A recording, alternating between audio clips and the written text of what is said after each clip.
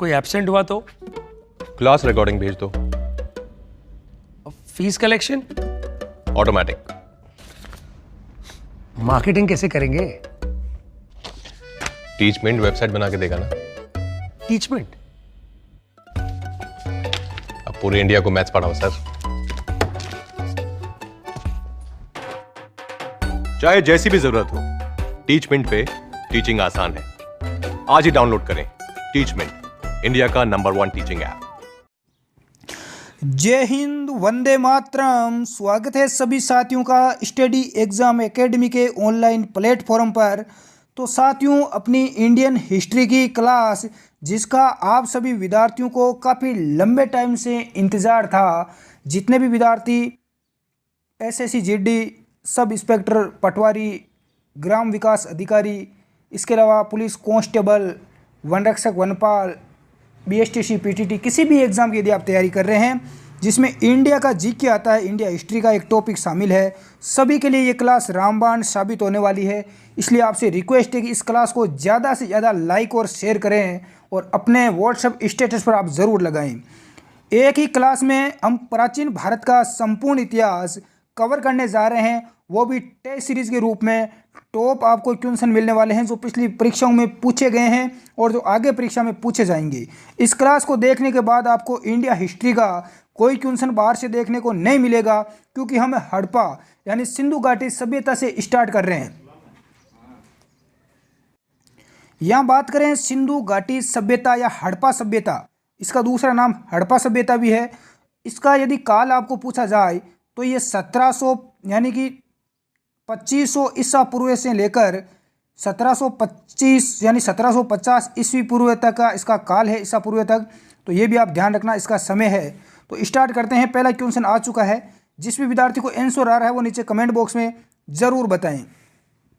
सिंधु घाटी की सभ्यता कहाँ तक विस्तृत थी, यानी इसका क्षेत्र कहाँ तक था? ध्यान रखना, कहाँ तक था। इसका राइट आंसर क्या हो जाएगा? कहाँ कहाँ तक इसका विस्तार है? तो ध्यान रखना, इसका राइट आंसर दे हो जाएगा पंजाब, राजस्थान राज्य, गुजरात, उत्तर प्रदेश, हरियाणा। ये राजस्थान के राज्य हो गए। कौन कौन से? पंजाब, राजस्थान, गुजरात, उत्तर प्रदेश, हरियाणा, सिंधु और बलूचिस्तान। ये भी आप याद जरूर रखना। तो यहाँ तक सिंधु घाटी सभ्यता या हड़प्पा सभ्यता का विस्तार था।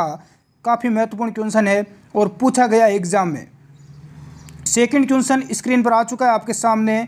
सिंधु सभ्यता के घर किसके बनाए जाते थे? सिंधु घाटी सभ्यता के घर किसके बनाए जाते थे? ईंट से, बांस से, पत्थर से या लकड़ी से? बिल्कुल बेसिक क्वेश्चन है, बिल्कुल ही अच्छा क्वेश्चन है। आंसर नीचे कमेंट बॉक्स में बताएं। यहाँ के लोगों का जो मुख्य व्यवसाय था सिंधु घाटी सभ्यता का, जो व्यवसाय था इनका वो था व्यापार। क्या था? व्यापार करते थे, ज़्यादा व्यापारी थे। और हड़प्पा सभ्यता किस युग की सभ्यता, ये भी पूछा जाता है। तो ये कांस्य युग की सभ्यता है, ये भी आप ध्यान रखना। और यहाँ के जो निवासी थे वो शहरी थे। कौन से थे? शहरी निवासी थे, शहरों में रहते थे, ये भी शहरी सभ्यता थी ये भी। और जो घर बनाए जाते थे वो ईंटों के बनाए जाते थे। इसका राइट आंसर ए हो जाएगा, ईंट से। किसके घर थे? ईंटों के थे, ध्यान रखना। अगला क्वेश्चन स्क्रीन पर आ चुका है। हड़प्पावासी किस वस्तु के उत्पादन में सर्वप्रथम थे? मुद्राएं, कांसे के औजार, कपास या जौ? किस वस्तु के उत्पादन में सर्वप्रथम थे? तो ये कपास। किसका उत्पादन होता था सर्वाधिक? कपास का। इसका राइट आंसर से हो जाएगा। अगला क्वेश्चन स्क्रीन पर आ चुका है। निम्नलिखित विद्वानों में से हड़प्पा सभ्यता का सर्वप्रथम खोजकर्ता कौन था? हड़प्पा सभ्यता की, सिंधु घाटी सभ्यता की सर्वप्रथम खोज किसके द्वारा की गई? Sir John Marshall, R D. Banerjee, A Cunningham या दयाराम साहनी? इसका आंसर बताएं साथियों। तो बिल्कुल इसका राइट आंसर क्या हो जाएगा? दयाराम साहनी। ध्यान रखना, दयाराम साहनी इसका राइट आंसर दे हो जाएगा। बढ़ते हैं अगले प्रश्न की ओर। सिंधु सभ्यता का पतन नगर या बंदरगाह कौन सा था? कालीबंगन, लोथल, रोपड़ या मोहनजोदड़ो? तो सिंधु घाटी सभ्यता का जो बंदरगाह था वो था लोथल। जो कहाँ पर है, गुजरात में है, ध्यान रखना। लोथल कहाँ पर है, गुजरात में। इसका राइट आंसर बे हो जाएगा। बढ़ते हैं अगले प्रश्न की ओर। अगला क्वेश्चन आपके सामने स्क्रीन पर आ चुका है। अभी तक क्लास को लाइक नहीं किया है तो लाइक ज़रूर कर दें, क्योंकि राजस्थान हिस्ट्री की इतनी मैराथन क्लास जिसमें इतने कम समय में आपको सर्वाधिक प्रश्न देखने को मिलने वाले हैं। मोहनजोदड़ो का स्थानीय नाम है, मोहनजोदड़ो का स्थानीय नाम क्या है? जीवितों का टिल्ला, कंकालों का टिल्ला, दासों का टिल्ला या मर्तकों का टिल्ला? ये क्वेश्चन कई बार एग्जाम में रिपीट हुआ है बार बार। तो मोहनजोदड़ो का स्थानीय नाम यहाँ पर पूछा गया है। बिल्कुल बेसिक है, सभी विद्यार्थियों का आंसर नीचे कमेंट बॉक्स में आना चाहिए। सर्वप्रथम आपको ये पता होना जरूरी है कि मोहनजोदड़ो कहाँ पर स्थित है। तो ध्यान रखना, मोहनजोदड़ो कहाँ पर है? ये सिंध प्रांत में है। किस प्रांत में है? सिंध प्रांत में है। ये भी आपको ध्यान रखना है। इसके अलावा हड़प्पा सभ्यता यानी इसकी खोज कब की गई, ये काफ़ी महत्वपूर्ण है। तो हड़प्पा सभ्यता की खोज हुई थी 1921 में। कब हुई? 1921 में। और सर्वप्रथम जो इसका खोज करता था वो था दयाराम। कौन था? दयाराम। इसने दया की, इसलिए इसकी खोज हुई। अगला क्वेश्चन देखें और इसका राइट आंसर क्या हो जाएगा? मोहनजोदड़ो का स्थानीय नाम है मर्तकों का टिल्ला। क्या है? मर्तकों का टिल्ला। इसका दे राइट आंसर हो जाएगा। अगला क्वेश्चन, हड़प्पा सभ्यता का प्रचलित नाम क्या है? सिंधु सभ्यता, लोथल सभ्यता, सिंधु घाटी की सभ्यता या मोहनजोदड़ो की सभ्यता? तो हड़प्पा सभ्यता का प्रचलित नाम यहाँ पर पूछा गया आपसे। तो इसका जो प्रचलित नाम है वो है सिंधु घाटी की सभ्यता। इसका रीज़न क्या है? इसे सिंधु घाटी की सभ्यता क्यों बोला जाता है? सिंधु नदी के किनारे स्थित होने के कारण। बाद में बोला गया कि इसकी खोज सभी जगह अलग अलग जगह हो गई, तो इसमें मतभेद उत्पन्न हो गया। उसके बाद इसका नाम हड़प्पा सभ्यता कर दिया गया। ये भी ध्यान रखना। और भारत में जो खोजा गया पहला पुराना शहर है वो कौन सा है? हड़प्पा ही है। भारत में खोजा गया सबसे पहला पुराना शहर कौन सा है? हड़प्पा है। बढ़ते हैं अगले क्वेश्चन की ओर। अगला प्रश्न, निम्नलिखित में से कौन सा सिंधु स्थल समुद्र तट पर स्थित नहीं था? सुरकोटड़ा, लोथल, बालाकोट या कोट दीजी? इसका आंसर बताएं।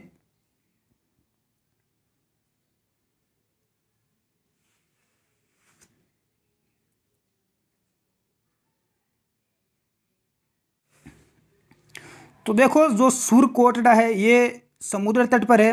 लोथल गुजरात वाला ये भी है, बालाकोट भी है।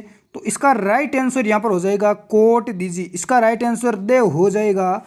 जो भी विद्यार्थी दे रहे हैं सभी का करेक्ट है। अगला क्वेश्चन देखें, निम्नलिखित में से कौन मोहनजोदड़ो की सबसे बड़ी इमारत मानी जाती है? स्टार लगाओ, कई बार एग्जाम में पूछा गया। मोहनजोदड़ो की सबसे बड़ी इमारत कौन सी है? विशाल स्नानगार, विशाल अन्नगार या धान्य कोठार भी इसे बोला जाता है, सभा भवन या इनमें से कोई नहीं? सभी का राइट रहना चाहिए इसका आंसर।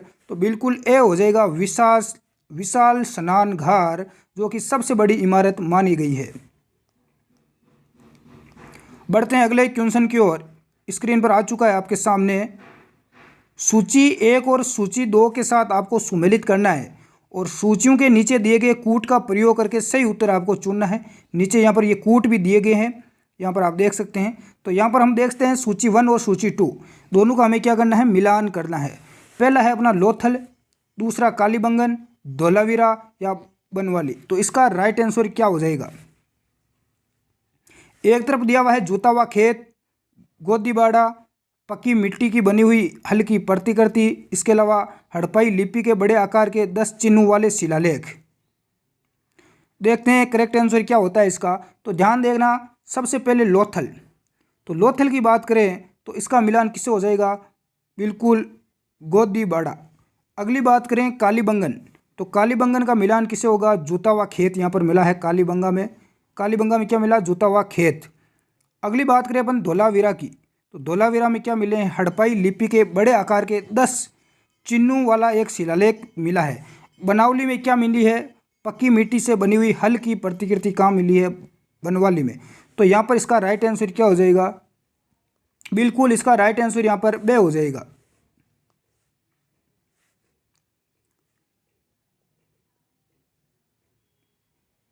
बढ़ते हैं अगले क्वेश्चन की ओर। अगला प्रश्न स्क्रीन पर आ चुका है। हड़प्पावासी किस धातु से प्रचलित नहीं थे? कौन सी धातु के बारे में उनको बिल्कुल भी ज्ञान नहीं था?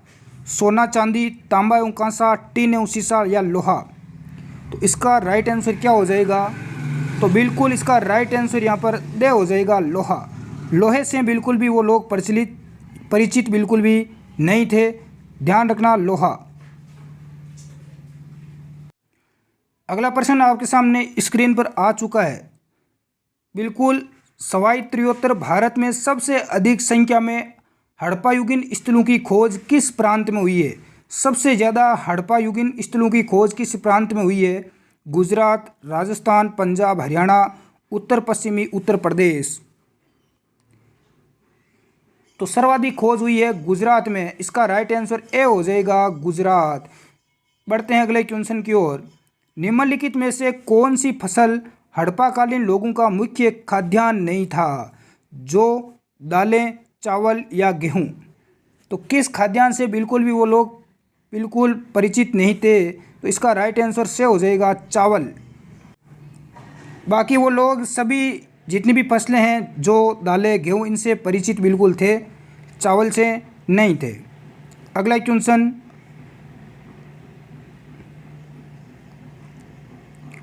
अगला प्रश्न आ चुका है आपके सामने स्क्रीन पर।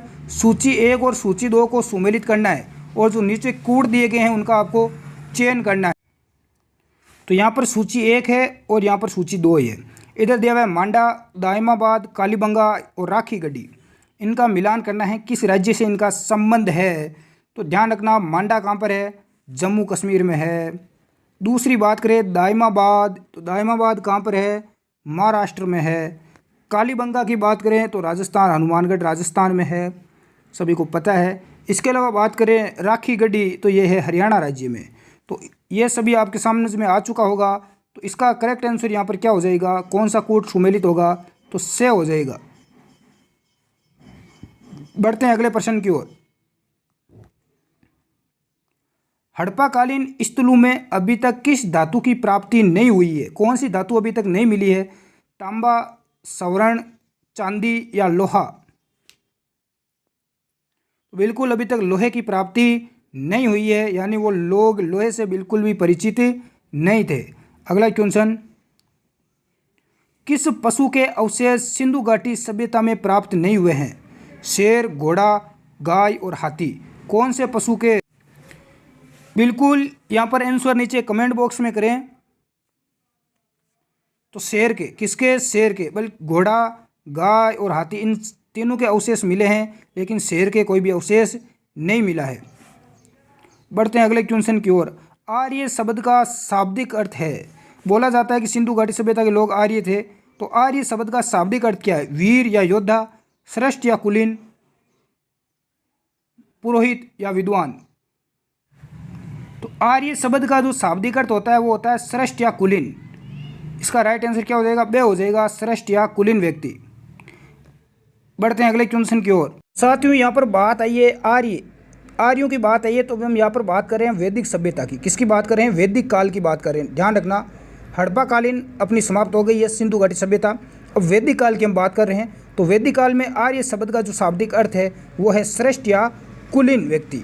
अगले क्वेश्चन की ओर बढ़ते हैं। अगला प्रश्न स्क्रीन पर आ चुका है। प्रारंभिक आर्यों के बारे में निम्न कथनों में से कौन सा सही नहीं है? यानी इनमें से गलत कथन आपको बताना है।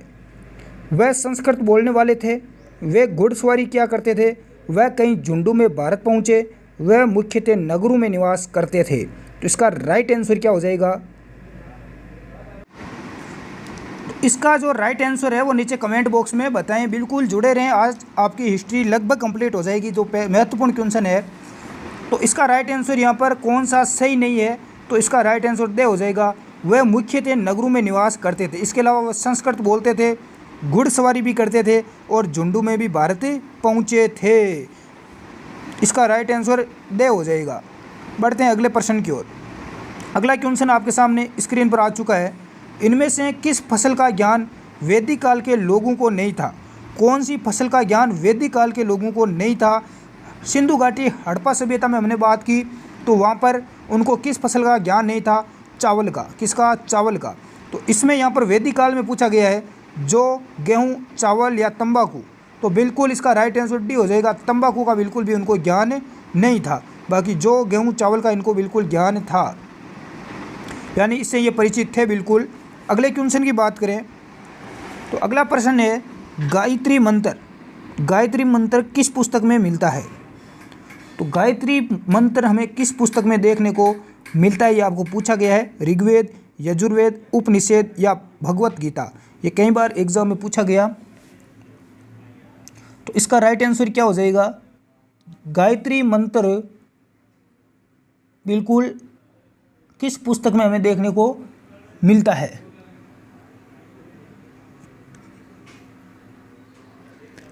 आंसर बताएं विद्यार्थी कमेंट बॉक्स में।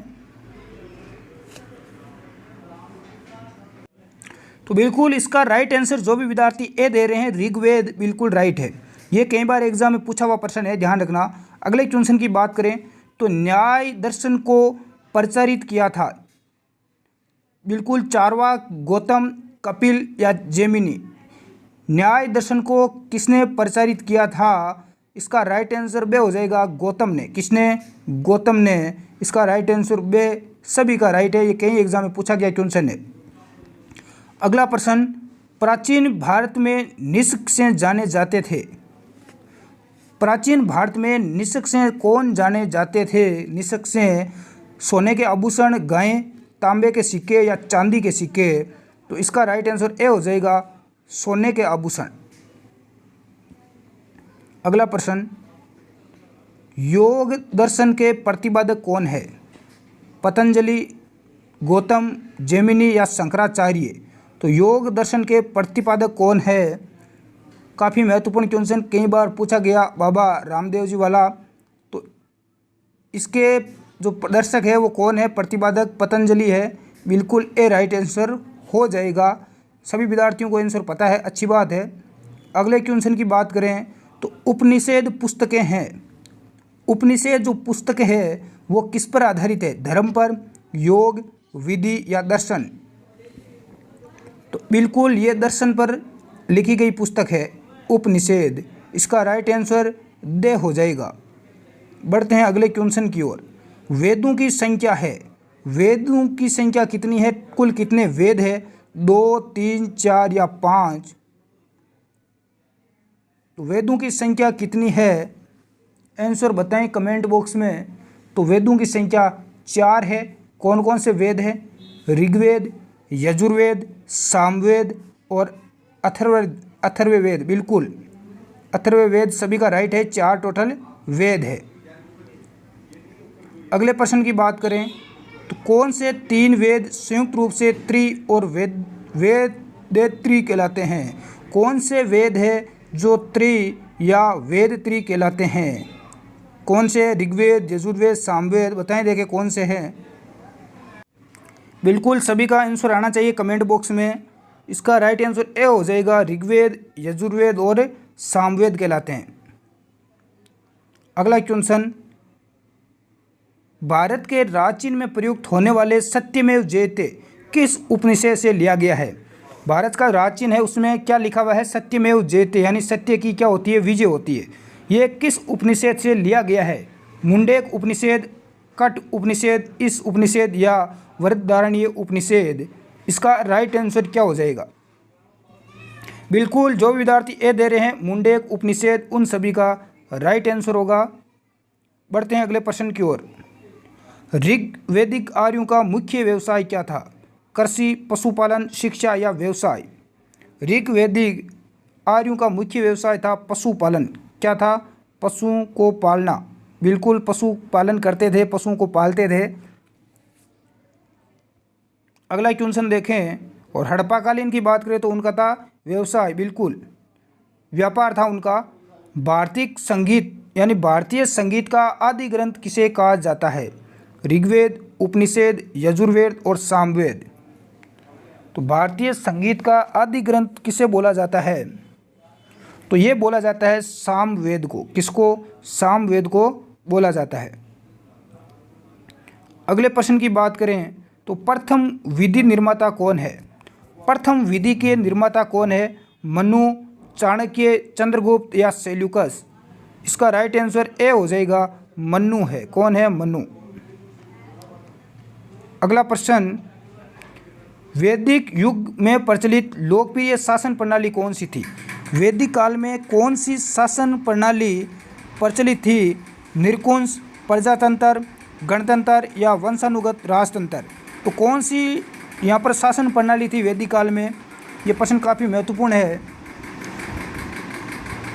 आंसर बताएं, देखें कमेंट बॉक्स में। बिल्कुल इसका राइट आंसर क्या हो जाएगा? गणतंत्र। क्या थी? गणतंत्र थी। किसी प्रकार का प्रजातंत्र या वंशानुगत राजतंत्र वगैरह नहीं था। इसका राइट आंसर से हो जाएगा।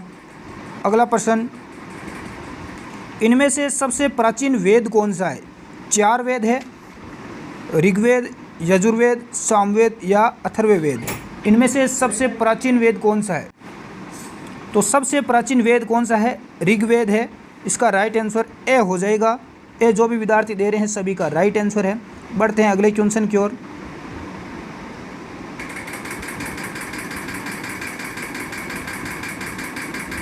अगला प्रश्न, निम्नलिखित में से कौन भारतीय दर्शन की आरंभिक विचारधारा है?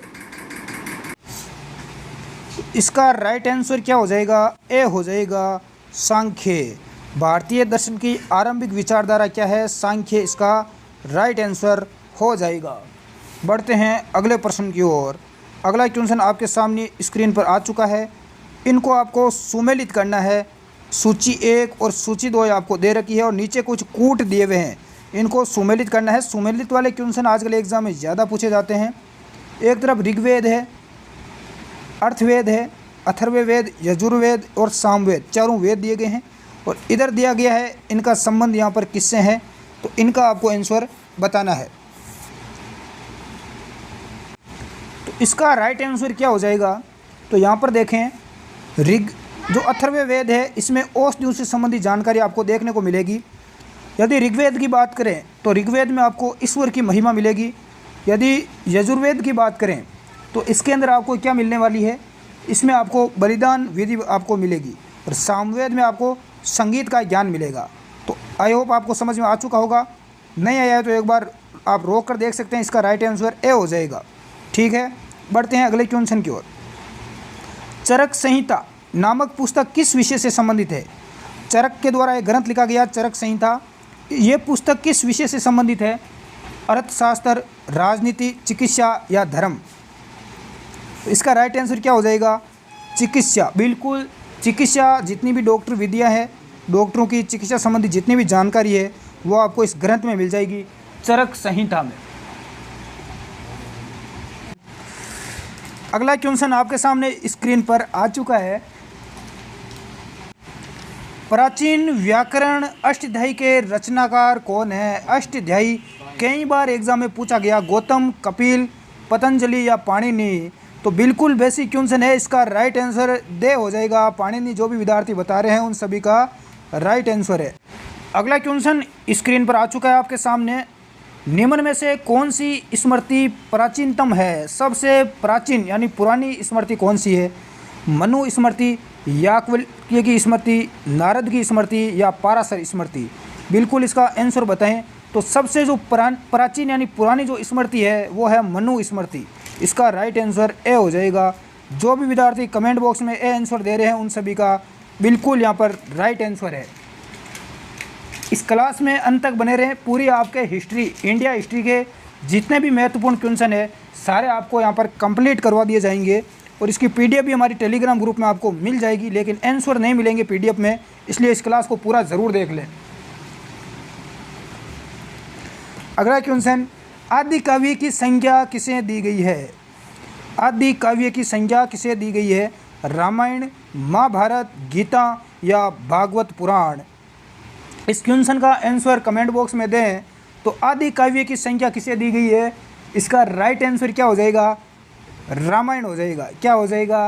रामायण। जो भी विद्यार्थी दे रहे हैं उन सभी का करेक्ट आंसर आ रहा है कमेंट बॉक्स में। बढ़ते हैं अगले क्वेश्चन की ओर। अगला प्रश्न आपके सामने स्क्रीन पर आ चुका है। प्राचीनतम पुराण है, यानी सबसे पुराना पुराण कौन सा है? बिल्कुल आंसर बताएं। मत्स्य पुराण, भागवत पुराण, विष्णु पुराण या वायु पुराण? बिल्कुल इसका राइट आंसर जो भी विद्यार्थी ए बता रहे हैं मत्स्य पुराण, उन सभी का यहाँ पर करेक्ट आंसर आ चुका है। अगला क्वेश्चन काफ़ी महत्वपूर्ण, स्टार लगा लो, कई एग्जाम में पूछा गया है कि ऋग्वेद में सबसे पवित्र नदी किसे माना गया है? सिंधु, सरस्वती, बिल्कुल परुष्णी या सतुद्री? बिल्कुल आंसर बताएं। सभी विद्यार्थी आंसर बताएं कमेंट बॉक्स में। अभी तक क्लास को लाइक नहीं किया तो लाइक ज़रूर कर दें ताकि सभी विद्यार्थियों तक पहुंच सकें और शेयर कर दें।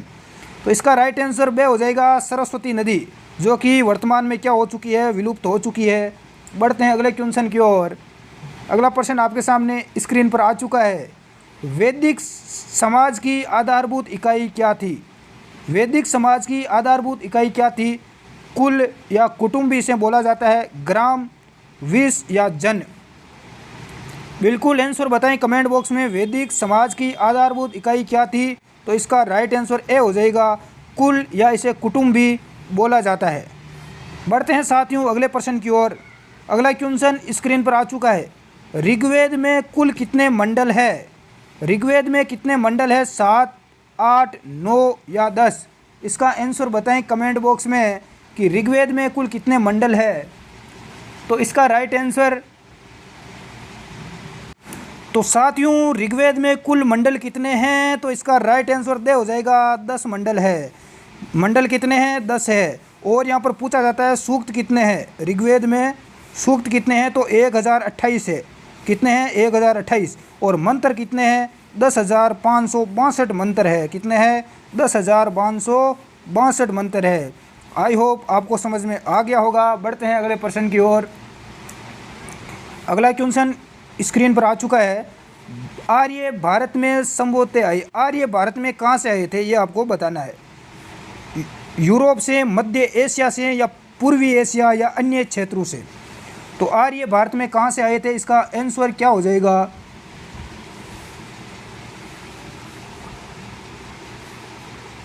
तो बिल्कुल आर्य कहाँ से आए थे? मध्य एशिया से भारत आए थे। इसका राइट आंसर बे हो जाएगा। बढ़ते हैं अगले क्वेश्चन की ओर।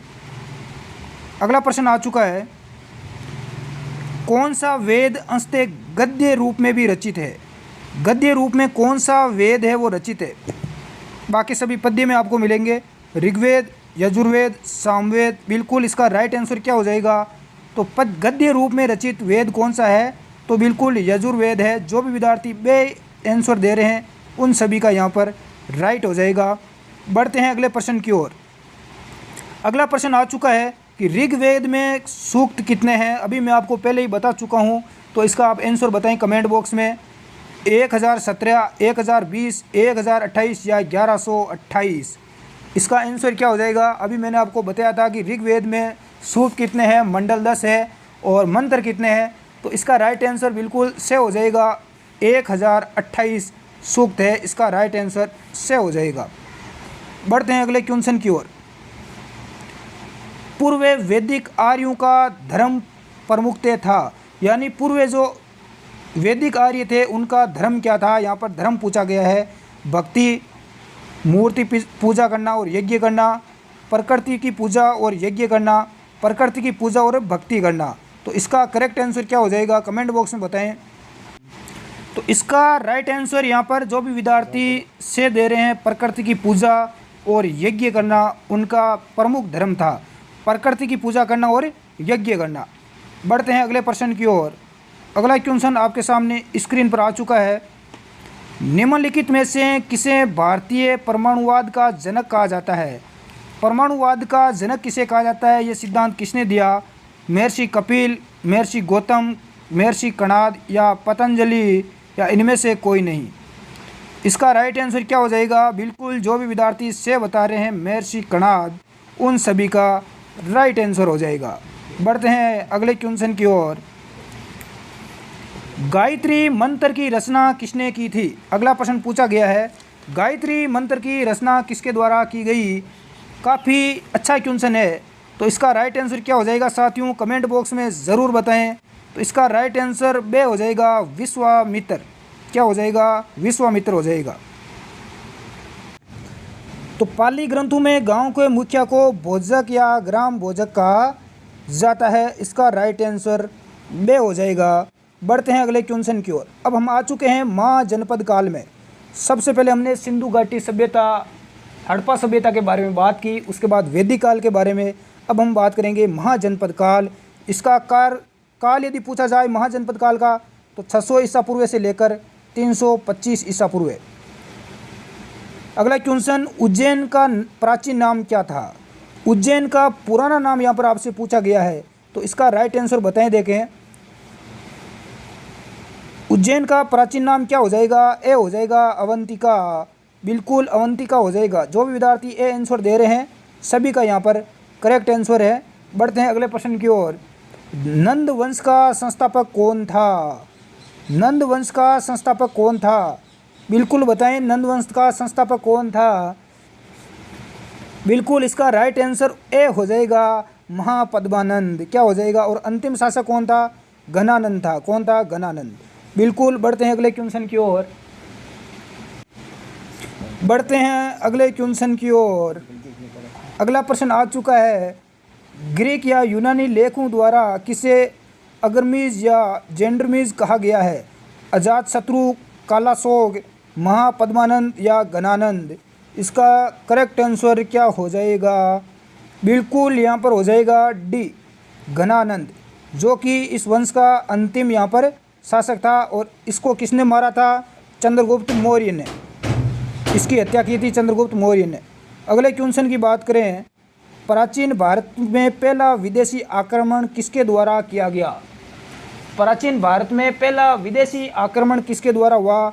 ईरानियों द्वारा, यूनानियों के द्वारा, शकों के द्वारा या कुषाणों के द्वारा? तो इसका राइट आंसर क्या हो जाएगा? यूनानियों के द्वारा। किसके द्वारा? यूनानियों के द्वारा सिकंदर आया था भारत पर आक्रमण करने। बढ़ते हैं अगले प्रश्न की ओर। और सिकंदर के घोड़े का क्या नाम था? कमेंट बॉक्स में ज़रूर बताएं। प्राचीन भारत में दूसरा विदेशी आक्रमण एवं पहला यूरोपीय आक्रमण किसके द्वारा किया गया? यहाँ पर बात करें, देखो इसमें देखो, प्राचीन भारत का पहला विदेशी आक्रमण ईरानियों के द्वारा हुआ था, ये ध्यान रखना। इसका राइट आंसर ए हो जाएगा, ईरानियों के द्वारा। और यूनानियों के द्वारा दूसरा आक्रमण था। यहाँ पर ध्यान रखना इस क्वेश्चन का। जो यूरोपीय थे इनके द्वारा किया गया था दूसरा आक्रमण यूनानियों के द्वारा। और यहाँ पर आया था, कौन आया था? सिकंदर आया था। तो इस क्वेश्चन में थोड़ा ध्यान रखना। बढ़ते हैं अगले प्रश्न की ओर। सूची 1 और सूची 2 को आपको सुमेलित करना है। एक तरफ महाजनपद दे रखा है, दूसरी तरफ उनकी राजधानी दे रखी है। तो इनकी राजधानी को आपका सही मिलान करना है। नीचे आपको कूट दिए हुए हैं। सबसे पहले दिया हुआ है आपको गंधार। तो गंधार की राजधानी कहाँ पर थी साथियों? तक्षशिला। कहाँ पर थी? तक्षशिला। दूसरी बात करें सूरसेन, तो इसकी राजधानी कहाँ पर थी? मथुरा। कहाँ पर थी? मथुरा। और वत्स की राजधानी कहाँ पर थी साथियों? बिल्कुल कौशाम्बी। कहाँ पर थी? कौशाम्बी। और कौशल की कहाँ पर थी? श्रावस्ती। बिल्कुल आपके समझ में आ चुका होगा। महाजनपद और उनकी राजधानियाँ एग्जाम में पूछी जाती है। इसका राइट आंसर ए हो जाएगा कूट। यहाँ पर 4, 1, 2 और 3 ये सुमेलित है। बढ़ते हैं अगले प्रश्न की ओर। हर्यक वंश के किस शासक को कुणिक कहा जाता है? हर्यक वंश के किस शासक को कुणिक कहा जाता है? बिंबिसार, उदयन, अजातशत्रु या इनमें से कोई नहीं? तो राइट आंसर क्या हो जाएगा? बिल्कुल इसका राइट आंसर बे हो जाएगा, उदयन। जो भी विद्यार्थी बे आंसर दे रहे हैं उन सभी का राइट आंसर है। अगला प्रश्न स्क्रीन पर आ चुका है। आंसर बताएं। किस शासक ने गंगा व सोन नदियों के संगम पर पाटलिपुत्र नामक नगर की स्थापना की? पाटलिपुत्र की स्थापना किसके द्वारा की गई? अजातशत्रु, उदयन, अशोक या घनानंद? बिल्कुल यहाँ पर पाटलिपुत्र नगर की स्थापना की थी उदयन। बिल्कुल उदयन। बिल्कुल यहाँ पर बे इसका राइट आंसर हो जाएगा। बढ़ते हैं अगले क्वेश्चन की ओर। शिशुनाग वंश का वे कौन सा शासक था जिसके समय में वैशाली में द्वितीय बौद्ध संगति का आयोजन किया गया, जिसे काकवर्ण के नाम से भी जाना जाता है? काफ़ी महत्वपूर्ण क्वेश्चन है। द्वितीय बौद्ध संगति किस शासक के काल में हुई? शिशुनाग, कालाशोक, नंदीवर्धन या इनमें से कोई नहीं? बिल्कुल द्वितीय बौद्ध संगति का आयोजन कालाशोक के शासनकाल में, राज्य के काल में हुई थी। इसका राइट आंसर बे हो जाएगा। बढ़ते हैं अगले क्वेश्चन की ओर, काफ़ी महत्वपूर्ण है। 323 ईसा पूर्व में सिकंदर महान की मृत्यु कहाँ पर हुई थी? सिकंदर की मृत्यु कहाँ पर हुई? फारस, बेबीलोन, बिल्कुल मैसिडोनिया या तक्षशिला? इसका राइट आंसर बे हो जाएगा। बेबीलोन में सिकंदर की मृत्यु हुई थी। अगला क्वेश्चन स्क्रीन पर आ चुका है। सिकंदर महान एवं पोरस की सेनाओं में निम्नलिखित में से किस नदी के आमने सामने वाले तटों पर पड़ाव डाला हुआ था? आपको पता है कि सिकंदर और पोरस की सेनाओं के बीच में युद्ध हुआ था, और किन नदियों के किनारे ये युद्ध हुआ था? किस नदी के किनारे? काफ़ी महत्वपूर्ण है। रावी, झेलम, सतलज या चेनाब? तो इनकी सेनाओं ने जहाँ पड़ाव डाला था उस नदी का नाम है झेलम नदी। इसे कौन सी नदी है? झेलम नदी। ध्यान रखना, कई बार एग्जाम में प्रश्न ये पूछा जाता है। बढ़ते हैं अगले क्वेश्चन की ओर। सिकंदर ने, यहाँ पर क्या नाम है? सिकंदर ने भारत पर आक्रमण कब किया था? 326 ईसा पूर्व, 326 यानी कि 323 ईसा पूर्व या 323 ईस्वी में? यहाँ ईसा पूर्व है और यहाँ ईस्वी दी गई है, तो इसका आप में बिल्कुल भी इधर उधर नहीं करना है, थोड़ा ध्यान देना। इसका राइट आंसर ए हो जाएगा 326 ईसा पूर्व। 326 ईसा पूर्व इसका करेक्ट आंसर हो जाएगा। और सिकंदर की मृत्यु कब हुई? 323 ईसा पूर्व, जब वो भारत से वापस अपने देश लौट रहा था उस समय।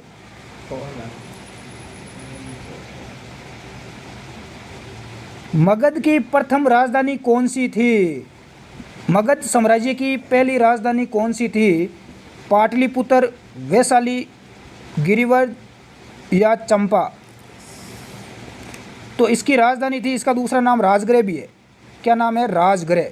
तो इसका राइट आंसर से हो जाएगा। जो भी मित्र से आंसर दे रहे हैं उन सभी का राइट आंसर है। यहाँ पर आपको राजगृह भी दिया हुआ मिल सकता है। अगला देखो, आपके सामने स्क्रीन पर आ चुका है।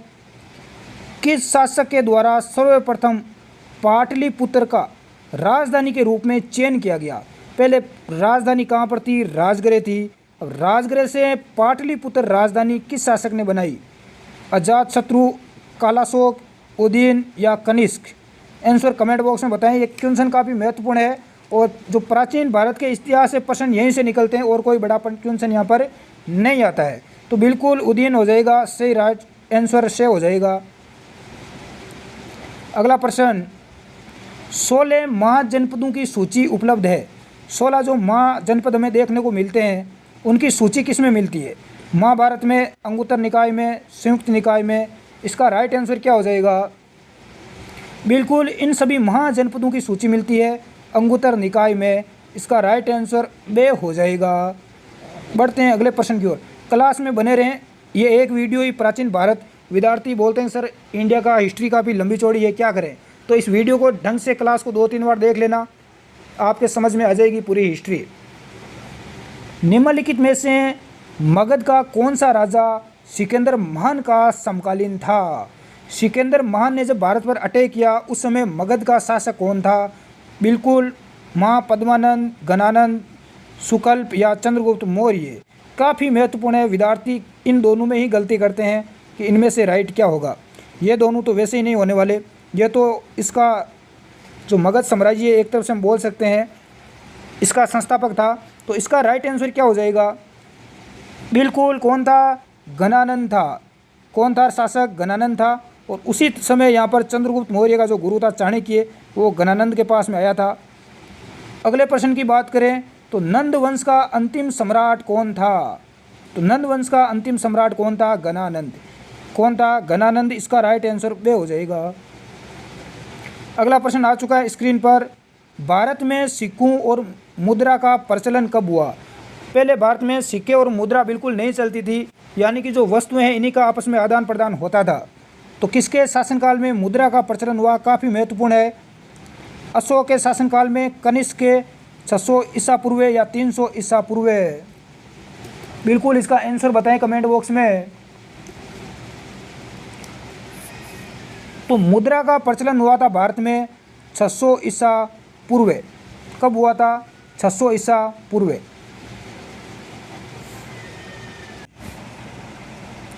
अगला क्वेश्चन स्क्रीन पर आ चुका है। निम्नलिखित में से कौन सिकंदर के साथ भारत आने वाला इतिहासकार नहीं था? 3 इतिहासकार हैं जो सिकंदर के साथ भारत आए थे। नियाकर्स, एनासिक्रिट्स, एरिस्टोबुलस या हेरोडोट्स। तो इसका राइट आंसर दे हो जाएगा। इसको हेरोडोट्स को छोड़कर ये तीनों इतिहासकार किसके साथ में थे? सिकंदर के साथ में थे। अगले प्रश्न की बात करें, महाजनपद काल में सरणियों के संचालक को कहा जाता था। बिल्कुल क्या कहा जाता था? इसका आंसर बताएं। इसका राइट आंसर ए हो जाएगा श्रेष्ठीन। क्या कहा जाता था? श्रेष्ठीन। बढ़ते हैं अगले क्वेश्चन की ओर। गृहपति का अर्थ क्या है? गृहपति का अर्थ पूछा गया है। धनी किसान, धनी व्यापारी, धनी व्यक्ति या इनमें से कोई नहीं। तो गृहपति कौन होता है? धनी किसान होता है। इसका राइट आंसर ए हो जाएगा। बढ़ते हैं अगले प्रश्न की ओर। अगला क्वेश्चन, किस शासक के शासनकाल में नेपाल में बौद्ध धर्म का गमन हुआ? समुद्रगुप्त, अशोक, चंद्रगुप्त या हर्षवर्धन?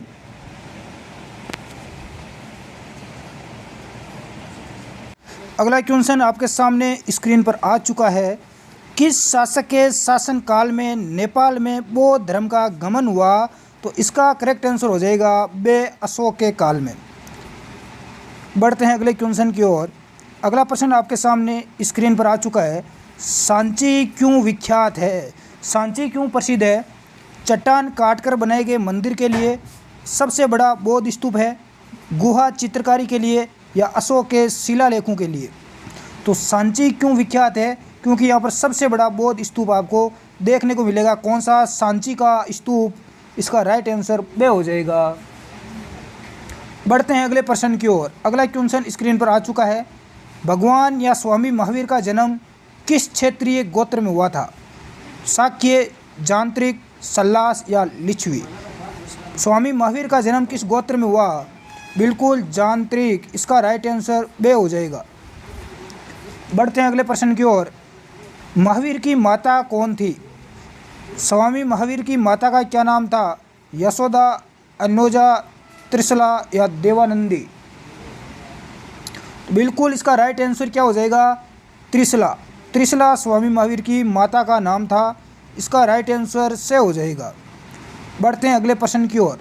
गौतम बुद्ध के द्वारा अपने धर्म में दीक्षित किया जाने वाला अंतिम व्यक्ति निम्नलिखित में से कौन था?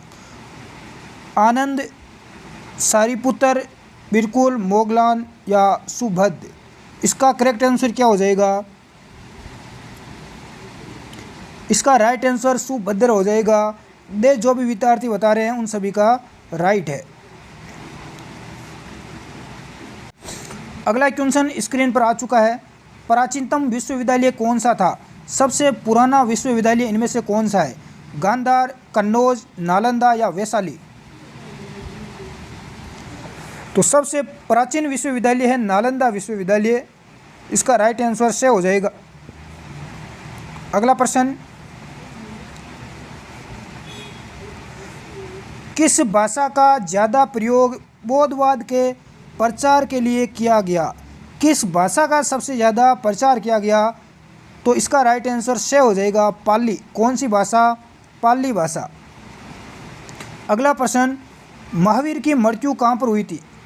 स्वामी भगवान महावीर की मृत्यु कहाँ पर हुई?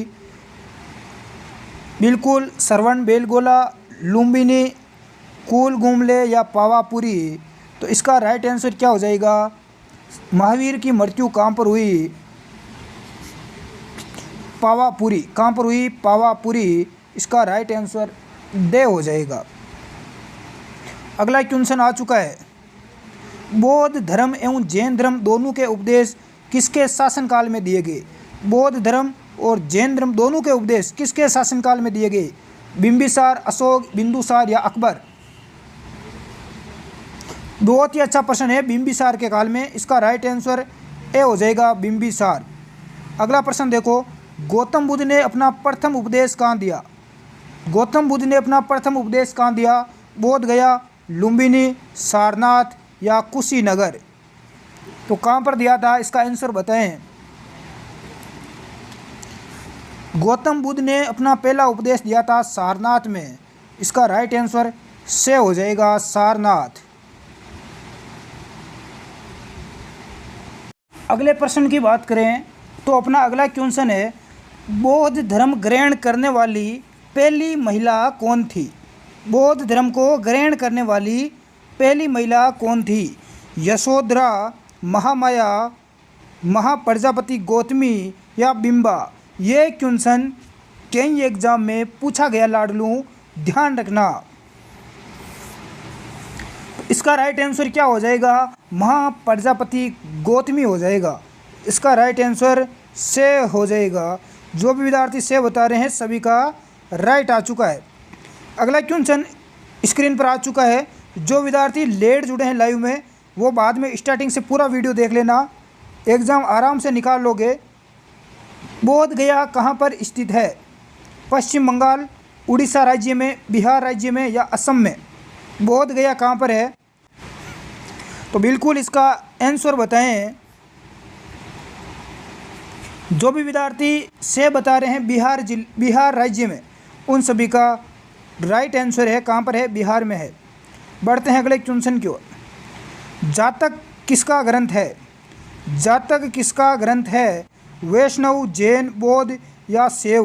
किस धर्म का है? आंसर बताएं। तो जातक किसका है? बौद्ध धर्म का है। किसका है? बौद्ध धर्म का। से राइट आंसर हो जाएगा। अगला क्वेश्चन, सिद्धार्थ या बुद्ध? सिद्धार्थ बचपन का नाम है बुद्ध का। इसको ज्ञान की प्राप्ति कहाँ पर हुई थी? ज्ञान की प्राप्ति कहाँ हुई? वाराणसी, सारनाथ, कुशीनगर या गया? बिल्कुल आंसर बताएं कमेंट बॉक्स में। महात्मा बुद्ध को ज्ञान की प्राप्ति कहाँ हुई थी? गया में हुई थी। कहाँ पर हुई? गया में।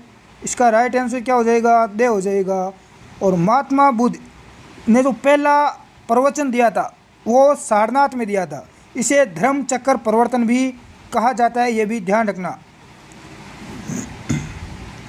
अगला क्वेश्चन देखो, सारनाथ में बुद्ध का प्रथम प्रवचन क्या कहलाता है? पहला जो प्रवचन दिया था सारनाथ में, इसको किस नाम से जाना जाता है? इसका आंसर बताएं कमेंट बॉक्स में।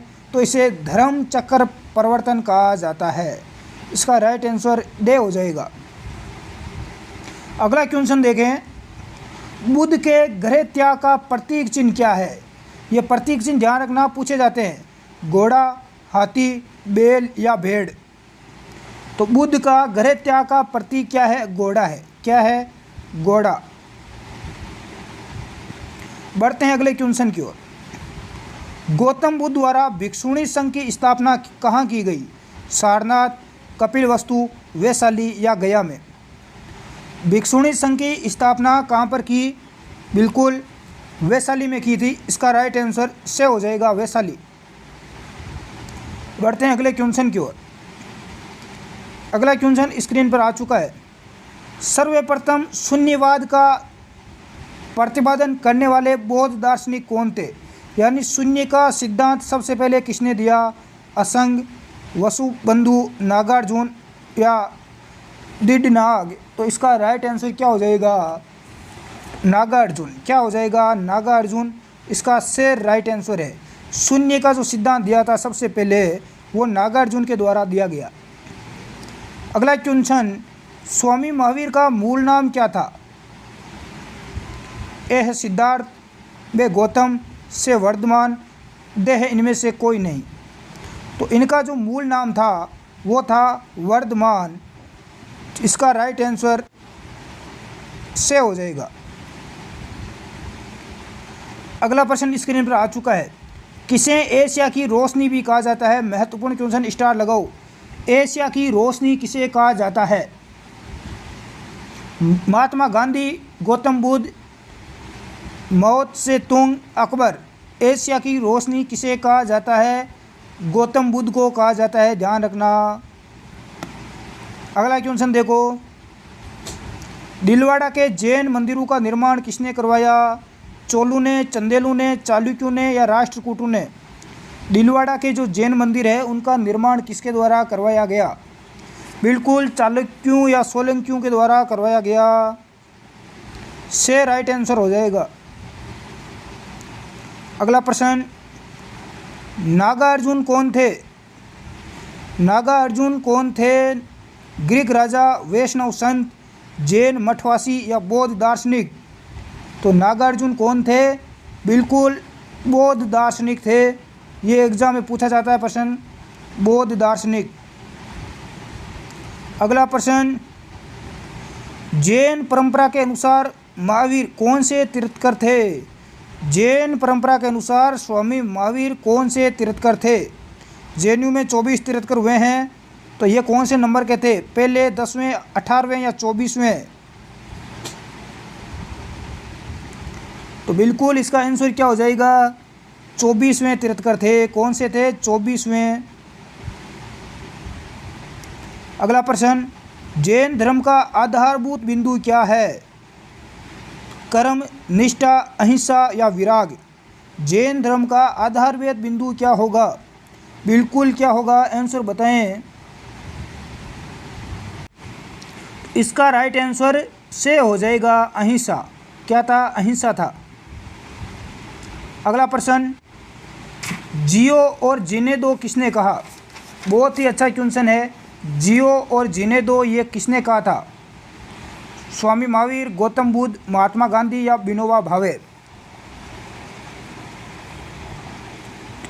इसका राइट आंसर ए जो भी विद्यार्थी दे रहे हैं स्वामी महावीर, उन सभी का राइट है। बढ़ते हैं अगले प्रश्न की ओर। अगला क्वेश्चन है, तीर्थकरों के क्रम में अंतिम कौन थे? सबसे अंतिम तीर्थकर कौन थे? ऋषभदेव, पार्श्वनाथ, मणि, सुवर्त या महावीर? सबसे अंतिम तीर्थकर कौन थे? तो इसका राइट आंसर क्या हो जाएगा? महावीर थे। स्वामी महावीर दे सबका करेक्ट आंसर आ चुका है। अगला प्रश्न देखें, जैन धर्म में पूर्ण ज्ञान के लिए क्या शब्द है? जिन, रतन, केवल्य या निर्वाण? निर्वाण। बिल्कुल इसका आंसर क्या हो जाएगा? जैन धर्म में पूर्ण ज्ञान के लिए शब्द है बिल्कुल केवल्य। सभी का राइट आंसर है से जो भी विद्यार्थी बता रहे हैं। अगला प्रश्न, स्वामी महावीर का जन्म कहाँ हुआ? महावीर स्वामी का जन्म कहाँ पर हुआ था? कुंडलग्राम, पाटलिपुत्र, मगध या वैशाली? महावीर का जन्म कहाँ हुआ? बिल्कुल कुंडग्राम। जो भी विद्यार्थी दे रहे हैं ये सभी का राइट आंसर आ चुका है। बढ़ते हैं अगले प्रश्न की ओर। कनिष्क के शासनकाल में चतुर्थ बौद्ध संगति सभी किस नगर में आयोजित की गई? चौथी जो बौद्ध संगति हुई थी कनिष्क के शासनकाल में हुई थी, इसका आयोजन कहाँ पर हुआ? मगध, पाटलिपुत्र, कुंडलवन कश्मीर या राजगृह? तो चतुर्थ जो बौद्ध संगति हुई थी वो हुई थी कुंडलवन। कहाँ पर है? कश्मीर में। ये ध्यान रखना, एग्जाम में पूछे जाने वाला क्वेश्चन है। अगला क्वेश्चन देखें, तृतीय बौद्ध संगति का आयोजन कहाँ हुआ? तृतीय बौद्ध संगति कहाँ पर हुई थी? वत्स, पाटलिपुत्र, कौशाम्बी या कश्मीर? आंसर बताएं साथियों। तृतीय बौद्ध संगति कहाँ पर हुई? पाटलिपुत्र में। बे राइट आंसर हो जाएगा। अगला प्रश्न, अशोक के शासनकाल में बौद्ध संगति किस नगर में आयोजित की गई? जब अशोक शासक था उस समय बौद्ध संगति का आयोजन कहाँ पर हुआ? मगध में, पाटलिपुत्र, समस्तीपुर या राजगृह? बिल्कुल इसका आंसर हो जाएगा पाटलिपुत्र में। अगला क्वेश्चन देखें, निम्नलिखित में से कौन सी बात बौद्ध धर्म तथा जैन धर्म में समान नहीं है? अहिंसा, वेदों के प्रति उदासीनता, आत्मदमन या रीति रिवाजों की अस्वीकृति? बौद्ध धर्म तथा जैन धर्म में समान बात कौन सी नहीं है? बिल्कुल आत्मदमन इसका राइट आंसर हो जाएगा। अगला क्वेश्चन देखें, रुकना नहीं है। निम्नलिखित में से किस नगर में प्रथम बौद्ध संगति आयोजित की गई? प्रथम बौद्ध संगति का आयोजन कहाँ पर हुआ? बिल्कुल प्रथम जो बौद्ध संगति हुई थी वो हुई थी राजगृह में। कहाँ पर? राजगृह में हुई थी, ध्यान रखना। अगला क्वेश्चन देखें, बुद्ध के जीवन की 4 महत्वपूर्ण घटनाओं और उनसे संबंधित 4 स्थानों का नीचे उल्लेख है। ये 2 स्तंभों में अंकित है, आपको इनको सुमेलित करना है। एक यहाँ पर 2 स्तंभ दिए हुए हैं, स्तंभ 1 और स्तंभ 2, इनको आपस में सुमेलित करना है। सबसे पहले दी हुई है जन्म, फिर ज्ञान की प्राप्ति, प्रथम प्रवचन और इनकी निधन। तो जन्म कहाँ पर हुआ? तो जन्म हुआ लुम्बिनी में। ज्ञान की प्राप्ति कहाँ पर हुई? तो ज्ञान की प्राप्ति हुई कहाँ पर हुई? इसका राइट आंसर बोध गया हो जाएगा। प्रथम प्रवचन दिया सारनाथ में, और इनका निधन कहाँ हुआ? कुशीनगर में। जन्म कहाँ पर हुआ? लुम्बिनी ग्राम में, लुम्बिनी में हुआ था। ज्ञान की प्राप्ति हुई बोध गया में। प्रथम प्रवचन कहाँ पर दिया? सारनाथ में। निधन कहाँ पर हुआ? कुशीनगर में। तो यहाँ से आपको पता चल गया होगा कौन सा कोट सुमेलित होगा। तो सबसे 3 नंबर वाला सही हो जाएगा। बढ़ते हैं अगले क्वेश्चन की ओर। गौतम बुद्ध का जन्म कहाँ हुआ था? कब हुआ था? लुम्बिनी में हुआ था, और कब हुआ था ये आपको बताना है। बिल्कुल कुछ विद्यार्थी आंसर देने लगे हैं। गौतम बुद्ध का जन्म कब हुआ था? तो गौतम बुद्ध का जन्म हुआ था 563 ईसा पूर्व। इसका ए राइट आंसर हो जाएगा। अगला क्वेश्चन, बौद्ध शिक्षा का केंद्र था। बौद्ध शिक्षा का केंद्र क्या कहाँ पर था? विक्रमशिला, वाराणसी, गिरनार या उज्जैन? आंसर बताएं। तो बौद्ध शिक्षा का केंद्र था विक्रमशिला। इसका राइट आंसर ए हो जाएगा। अगला क्वेश्चन देखें, भारत में सबसे बड़ा बौद्ध स्तूप कहाँ पर स्थित है? सारनाथ, सांची, गया या अजंता? सबसे बड़ा बौद्ध स्तूप कहाँ पर है? सांची में है। इसका राइट आंसर बे हो जाएगा।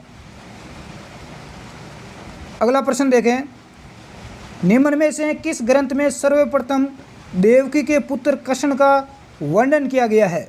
किस ग्रंथ में किया गया है भगवान श्री कृष्ण का वर्णन? महाभारत, छांदोग्य उपनिषद, अष्टाध्यायी या भागवत पुराण? इसका राइट आंसर भी हो जाएगा छांदोग्य उपनिषद। छांदोग्य उपनिषद। अगला प्रश्न देखें, जैन समुदाय में प्रथम विभाजन के श्वेतांबर संप्रदाय के संस्थापक कौन थे? जैन समुदाय 2 भागों में बंट गया था, दिगंबर और श्वेतांबर। तो श्वेतांबर संप्रदाय के संस्थापक कौन थे? स्थूलभद्र, भद्रबाहु, कालकाचार्य या देव ऋषि?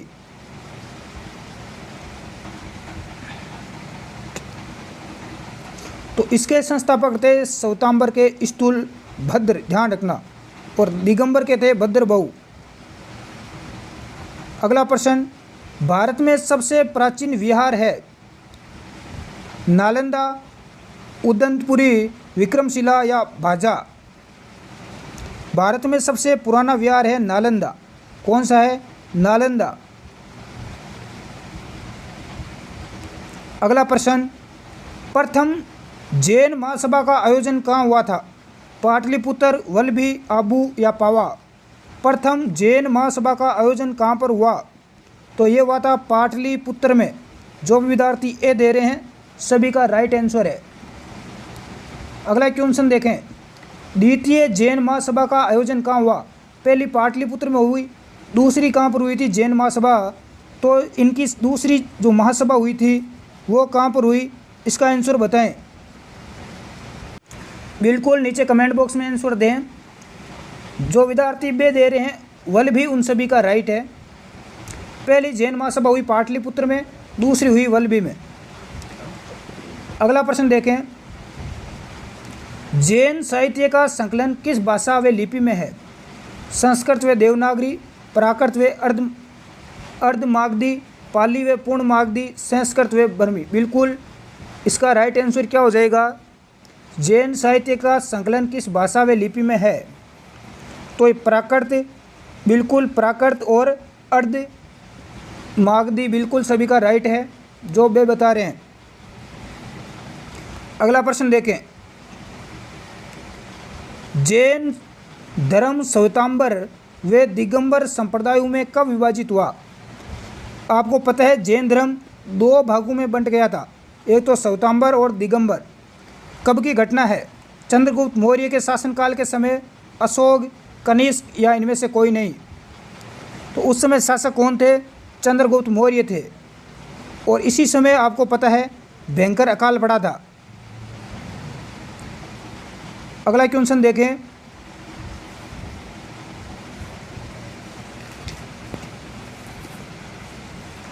बौद्ध संगतियों के 4 आयोजकों का सही क्रम क्या है?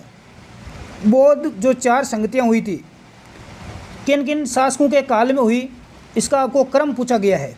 तो सबसे पहले बात करें तो अजातशत्रु, दूसरी बात करें तो कालाशोक, तीसरी हुई थी अशोक के समय और चौथी हुई थी कनिष्क के समय। इसका दे राइट आंसर हो जाएगा। ये क्वेश्चन बहुत ज़्यादा महत्वपूर्ण बनता है एग्जाम की दृष्टि से।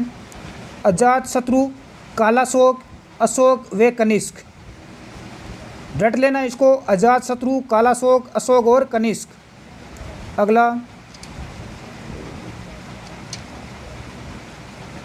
जैन धर्म की अंतिम राजकीय संरक्षण किस वंश के शासकों ने दिया? यानी जैन धर्म को अंतिम रूप से राजकीय संरक्षण किस वंश के शासकों ने दिया? बंगाल के पाल, बंगाल के सेन, गुजरात के चालुक्य या इनमें से कोई नहीं। तो इसका राइट आंसर क्या हो जाएगा? बिल्कुल नीचे कमेंट बॉक्स में बताएं।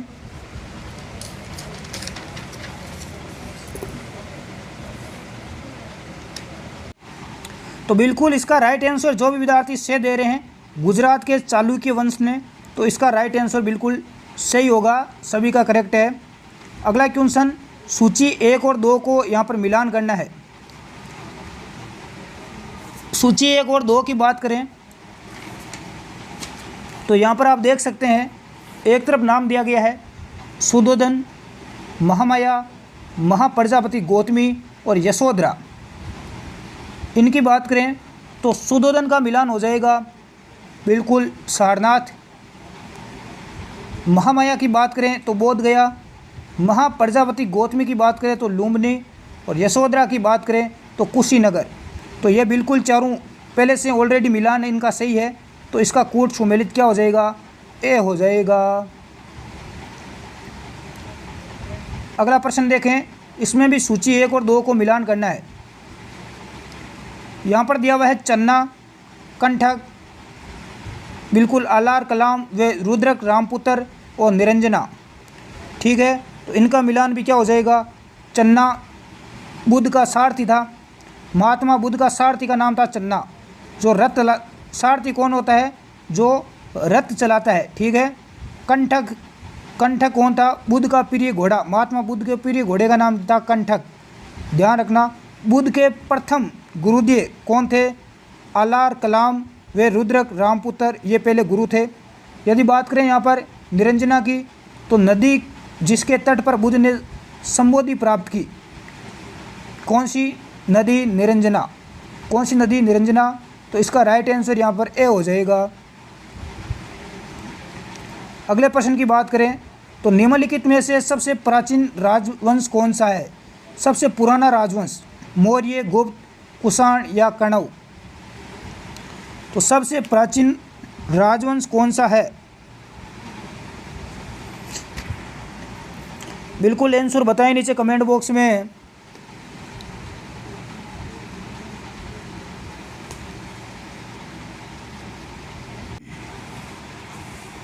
तो इनमें सबसे पुराना राजवंश है वो है अपना मौर्य राजवंश। कौन सा है? मौर्य राजवंश, चंद्रगुप्त मौर्य वाला। अगले प्रश्न की बात करें तो कौटिल्य या चाणक्य, कौटिल्य, चाणक्य, विष्णुगुप्त, यह किसका प्रधानमंत्री था? चंद्रगुप्त द्वितीय, चंद्रगुप्त मौर्य, अशोक या अजातशत्रु? तो ये चंद्रगुप्त मौर्य का प्रधानमंत्री था। कौन? कौटिल्य या चाणक्य? अगला प्रश्न, कलिंग विजय के उपरांत अशोक मान ने निम्नलिखित में से किस धर्म का अंगीकार कर लिया था? किस धर्म को ग्रहण कर लिया था सम्राट अशोक ने कलिंग विजय के बाद, कलिंग युद्ध के बाद? बिल्कुल आंसर बताएं, बौद्ध, हिंदू या जैन?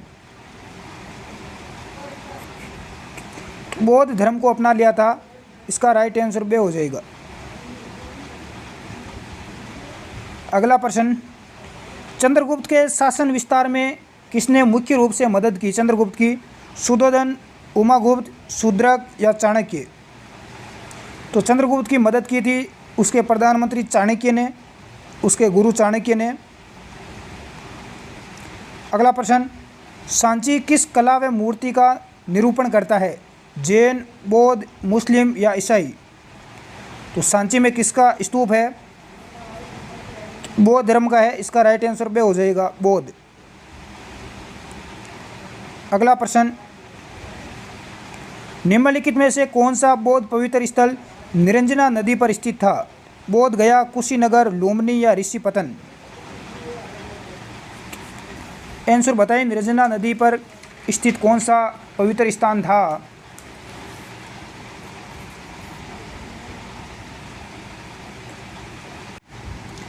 तो बिल्कुल इसका राइट आंसर ए हो जाएगा, बोध गया। कौन सा स्थान था? बोध गया। अगला प्रश्न, गौतम बुद्ध का गुरु कौन था? महात्मा बुद्ध के गुरु का, गौतम बुद्ध के गुरु का क्या नाम था? पाणिनि, आलार कलाम, कपिल या पतंजलि? तो इसका राइट आंसर बे हो जाएगा, आलार कलाम गौतम बुद्ध के गुरु था। अगला क्वेश्चन, निम्नलिखित में से किस शहर में अशोक के शिलालेख नहीं है? अशोक के शिलालेख किस शहर में नहीं है? गिरनार, कंधार, पाटलिपुत्र या टोपरा? बिल्कुल इसका आंसर से हो जाएगा, पाटलिपुत्र में नहीं है। अगला क्वेश्चन, अर्थशास्त्र का लेखक किसके समकालीन था? अर्थशास्त्र का लेखक कौन है? कौन है? कौटिल्य, चाणक्य। किसके समकालीन था? तो ये चंद्रगुप्त मौर्य के समकालीन था। किसके था? चंद्रगुप्त मौर्य के। इसका राइट आंसर बे हो जाएगा। अगला प्रश्न, नंद वंश के पश्चात मगध पर किस राजवंश ने शासक किया? नंद वंश का अंतिम शासक था धनानंद। कौन था? गणानंद। मौर्य, सूक, गुप्त या कुषाण? तो मौर्य वंश ने शासन किया था और यहाँ का प्रथम शासक कौन था? चंद्रगुप्त मौर्य। अगला प्रश्न, मौर्य काल में शिक्षा का सर्वाधिक प्रसिद्ध केंद्र था वैशाली, नालंदा, तक्षशिला या उज्जैन? शिक्षा का सर्वाधिक प्रसिद्ध केंद्र कौन सा था? तो तक्षशिला था। कौन सा? तक्षशिला। अगला प्रश्न, मेगास्थनी की पुस्तक का नाम है? मेगास्थनी नहीं है, मेगास्थनीज पूरा नाम है, ठीक है, ध्यान रखना। मेगास्थनीज की पुस्तक का क्या नाम है? अर्थशास्त्र, ऋग्वेद, पुराण या इंडिका? तो इंडिका राइट आंसर हो जाएगा। इंडिका पुस्तक किसने लिखी? मेगास्थनीज ने लिखी थी। अगला प्रश्न, किसके ग्रंथ में चंद्रगुप्त मौर्य का विशिष्ट रूप से वर्णन हुआ है? किसके ग्रंथ में चंद्रगुप्त मौर्य का वर्णन मिलता है? भास, शूद्रक, विशाखादत्त या अश्वघोष? तो ये मिलता है विशाखादत्त में। विशाखदत्त में। किसमें? विशाखदत्त में।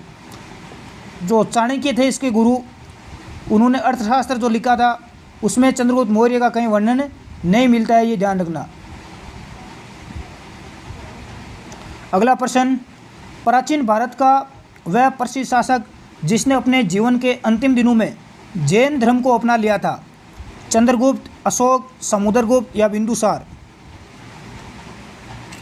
कौन सा शासक था जिसने जैन धर्म को अपना लिया? वो था चंद्रगुप्त मौर्य। ये राइट आंसर हो जाएगा। अगला, मौर्य साम्राज्य की स्थापना किसने की? बिंदुसार, चंद्रगुप्त मौर्य, अशोक या बिंबिसार? तो मौर्य साम्राज्य की स्थापना की थी चंद्रगुप्त मौर्य ने।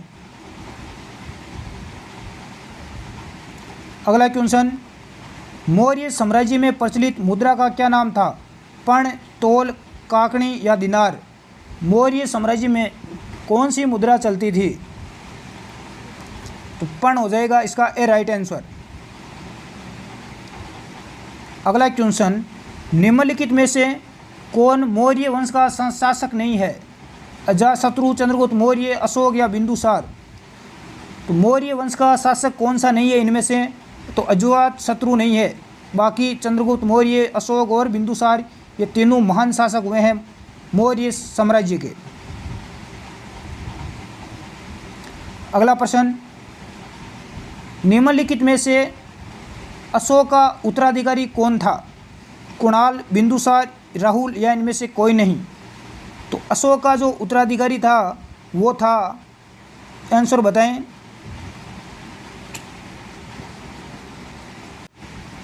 वो था कुणाल। रियल में उत्तराधिकारी कौन बनता? कुणाल। अगला प्रश्न, मुद्रा राक्षस का लेखक निम्न में से कौन था? मुद्रा राक्षस जिसमें चंद्रगुप्त मौर्य का वर्णन मिलता है, इसके लेखक कौन थे? अश्वघोष, विशाखादत्त, कालिदास या भास? इसका आंसर क्या हो जाएगा राइट? बिल्कुल विशाखादत्त हो जाएगा। वे सभी का राइट आंसर है। प्रथम भारतीय साम्राज्य स्थापित किया गया कनिष्क के द्वारा, हर्ष के द्वारा, चंद्रगुप्त मौर्य के द्वारा या समुद्रगुप्त के द्वारा? बिल्कुल प्रथम भारतीय साम्राज्य किसने स्थापित किया? आंसर बताएं, देखें नीचे कमेंट बॉक्स में। चंद्रगुप्त मौर्य के द्वारा किया गया। बढ़ते हैं अगले क्वेश्चन की ओर। उत्तरांचल में अशोक का एक शिलालेख कहाँ पर स्थित है? देवप्रयाग में, कालसी में, केदारनाथ में या ऋषिकेश में? तो अशोक का शिलालेख उत्तरांचल में कहाँ पर मिलता है? तो ये कालसी में मिलता है। कहाँ पर? कालसी। अगला प्रश्न, सांची का स्तूप किसने बनवाया? अशोक, गौतम बुद्ध, चंद्रगुप्त या खरनोग? किसने बनवाया? तो सांची में स्तूप किसने बनवाया? इसका राइट आंसर क्या हो जाएगा? अशोक ने बनवाया था। इसका राइट आंसर ए हो जाएगा। अगला प्रश्न, अशोक के शिलालेखों को पढ़ने वाला प्रथम अंग्रेज अधिकारी कौन था? काफ़ी महत्वपूर्ण है। John Tower, Harry Smith, Charles Metcalfe या जेम्स प्रिंसेप? अशोक के शिलालेख को सबसे पहले किस अंग्रेज अधिकारी ने पढ़ा? तो जेम्स प्रिंसेप ने पढ़ा। इसका राइट आंसर दे हो जाएगा। अगला क्वेश्चन, कलिंग युद्ध की विजय तथा शत्रुओं का वर्णन अशोक के किस शिलालेख में है? कलिंग युद्ध की विजय और शत्रुओं का वर्णन किस शिलालेख में देखने को मिलता है? जो 13वां शिलालेख है अशोक का, 13वां नंबर का शिलालेख इसमें मिलता है, ध्यान रखना। अगला, प्रसिद्ध यूनानी राजदूत मेगास्थनीज भारत में किसके दरबार में आए थे? अशोक, हर्षवर्धन, चंद्रगुप्त या हेमू? तो ये किसके दरबार में आया था? चंद्रगुप्त मौर्य के दरबार में आया था।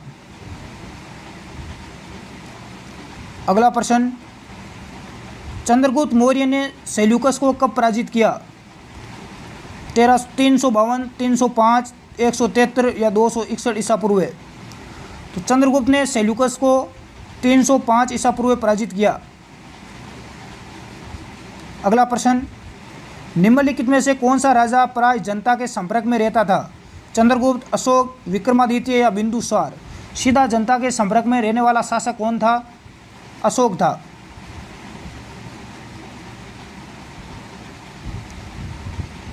अगला प्रश्न, चरक तथा नागार्जुन किसके दरबार की शोभा थे? चरक और नागार्जुन जैसे विद्वान किसके दरबार में रहते थे? ये काफ़ी महत्वपूर्ण है। कनिष्क, चंद्रगुप्त, अशोक या समुद्रगुप्त? तो बिल्कुल इसका राइट आंसर हो जाएगा कनिष्क। चरक और नागार्जुन कनिष्क के दरबार में रहते थे, दोनों विद्वान। अगला प्रश्न, शंख संवत का प्रारंभ किस सम्राट के शासनकाल में 78 ईसा पूर्व से हुआ था? तो शंख संवत का प्रारंभ किस सम्राट के काल में हुआ? अशोक, कनिष्क, हर्ष या समुद्रगुप्त? काफ़ी महत्वपूर्ण रहेगा एग्जाम की दृष्टि से। तो कनिष्क के काल में, ध्यान रखना, शंख संवत का प्रारंभ हुआ।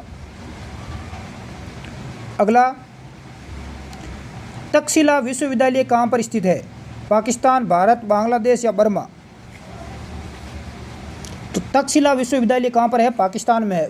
कहाँ पर है? वर्तमान में पाकिस्तान में। अगला क्वेश्चन, प्राचीन काल में कलिंग का महान शासक कौन था? अजातशत्रु, बिंदुसार, खारवेल या मयूरशर्म? तो प्राचीन काल में कलिंग का महान शासक कौन था? खारवेल था। से राइट आंसर हो जाएगा। अगला प्रश्न, कुषाण काल में सबसे अधिक विकास किस क्षेत्र में हुआ? धर्म, कला, साहित्य या वास्तुकला? तो सर्वाधिक विकास हुआ वास्तुकला में। इसका राइट आंसर दे हो जाएगा। नेक्स्ट, सातवाहनों ने आरंभिक दिनों में अपना शासन कहाँ शुरू किया? महाराष्ट्र, सौराष्ट्र, प्रतिष्ठान या आंध्र? तो कहाँ पर किया था? आंध्र में। इसका राइट आंसर दे हो जाएगा। अगला क्वेश्चन, कनिष्क की राजधानी थी पुरुषपुर, बनारस, इलाहाबाद या सारनाथ? तो कनिष्क की राजधानी कहाँ पर थी? पुरुषपुर। अगला प्रश्न, पुरुषपुर निम्नलिखित में से किसका दूसरा नाम है? पटना, पाटलिपुत्र, पेशावर या पंजाब? तो ये किसका प्राचीन नाम है? दूसरा नाम है पेशावर का। पेशावर का नाम ही पुरुषपुर है, ध्यान रखना। अगला, चरक किसके राज चिकित्सक थे? हर्ष, चंद्रगुप्त, अशोक या कनिष्क? तो चरक किसके चिकित्सक थे? बता चुका हूँ मैं आपको, कनिष्क के। किसके? कनिष्क। अगला प्रश्न, तक्षशिला के प्रसिद्ध स्थल होने का कारण था? तक्षशिला प्रसिद्ध क्यों था? इसका क्या रीज़न था? आंसर बताएं, देखें। प्राचीन वैदिक कला, मौर्यकालीन कला, गांधार कला या गुप्त कला? तो इसका राइट आंसर हो जाएगा गांधार कला। इसका राइट आंसर क्या हो जाएगा? से हो जाएगा। अगला प्रश्न, भारत में सर्वप्रथम सोने की मुद्रा किसने चलाई? कुषाण, इंडो, शक या गुप्त? तो भारत में सबसे पहले सोने की मुद्रा किसने चलाई? तो इंडो बैक्ट्रियन ने चलाई। इसका राइट आंसर बे हो जाएगा। अगला प्रश्न, विक्रम संवत कब से प्रारंभ हुआ? विक्रम संवत कब से प्रारंभ हुआ? इसका आंसर क्या हो जाएगा? 58 ईसा पूर्व। कब है? 58 ईसा पूर्व। ये ध्यान रखना, बे राइट आंसर होगा। अगला क्वेश्चन, मौर्यों के बाद दक्षिण भारत में सबसे प्रभावशाली राज्य कौन सा था? सातवाहनों का, पल्लव, चोल या चालुक्य? तो मौर्यों के बाद सबसे शक्तिशाली राज्य किनका था? तो ये था सातवाहन। सातवाहन का इसका राइट आंसर ए हो जाएगा। अगला प्रश्न, यहाँ पर आप कूट दिए हुए हैं, इनको आपको मिलान करना है। शासक है और इधर उनकी उपाधि दी गई है। अशोक को किसकी उपाधि थी? कनिष्क, खारवेल या कुमारगुप्त? काफ़ी महत्वपूर्ण जानकारी रहेगी। देखो, अशोक को थी प्रियदर्शनी। अशोक को प्रियदर्शनी के नाम से जाना जाता था। इसके अलावा कनिष्क की बात करें तो कनिष्क को देवपुत्र। कनिष्क कौन था? देवपुत्र। खारवेल की बात करें तो ये कलिंग चक्रवर्ती। कलिंग चक्रवर्ती किसको? खारवेल को। कुमारगुप्त को किस नाम से? बिल्कुल, महेंद्रादित्य। तो आपके समझ में आ चुका होगा। इसका राइट आंसर क्या हो जाएगा? बिल्कुल, इसका राइट आंसर ए नहीं होगा, डे हो जाएगा। क्या होगा? डे हो जाएगा। अगला प्रश्न, बुद्ध की खड़ी प्रतिमा निम्न में से किस काल में बनाई गई? गुप्त काल, कुषाण काल, मौर्य काल या गुप्तोत्तर काल? तो बुद्ध की खड़ी प्रतिमा किस काल में बनाई गई? ये कुषाण काल में बनाई गई, ध्यान रखना।